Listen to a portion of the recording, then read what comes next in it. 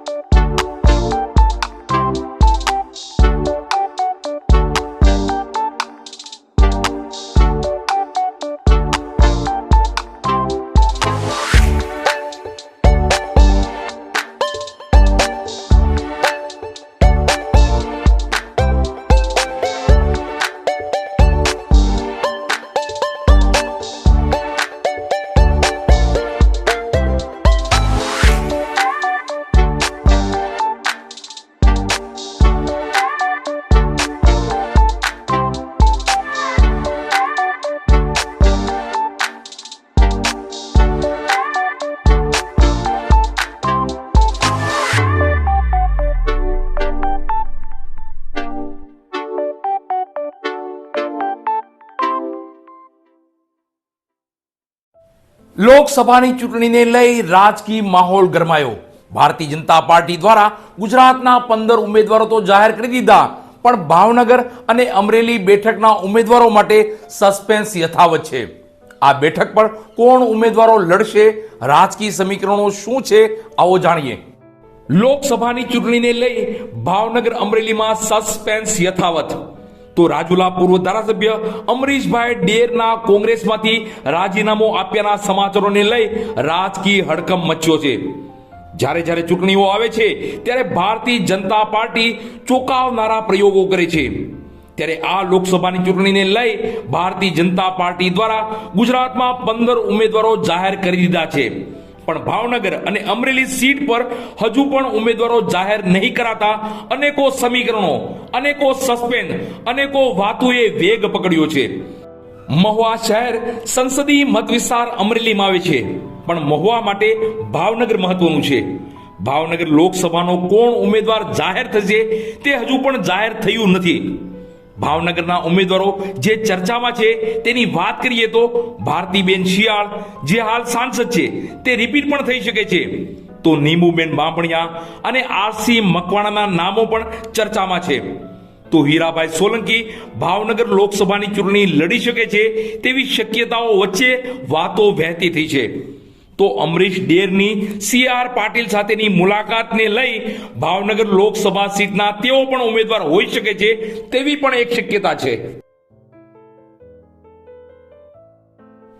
બસ સમાચારોમાં અત્યારે આટલું જ. ફરી સમાચારો સાથે કાલે મળશું. ત્યાં સુધી હું પરેશ ચૌહાણ અને લીડ મહુવા ન્યૂઝની સમગ્ર ટીમ શુભરાત્રી.